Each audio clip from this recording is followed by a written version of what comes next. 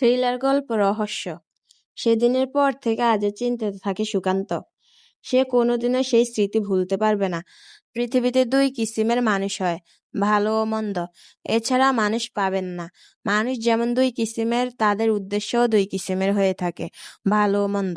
বলা যায় এটা মানুষের মৌলিক আচরণ।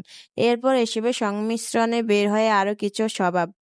তন্মধ্যে রয়েছে রহস্যময়তা। নিশ্চয়ই রহস্যময় চরিত্র এই দুটির বাইরে নয়। রহস্য আর রহস্যময় মানুষ দুটোই প্রকৃতির এক অভিনবত্বের অবকাশ। ঠিক এমনই এক রহস্যময় মানুষ বাতাস। নামটা যেমন হাস্যকর, তার সাথে কাটানোর সময় আরো বেশি রোমাঞ্চকর।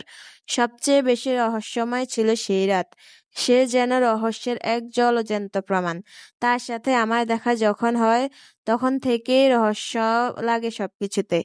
আমি সুকান্ত, সংবাদ পত্রিকার ফটোগ্রাফার। একটা বড়সড় ছুটিতে দূর দেশে ঘুরতে আসা হলো।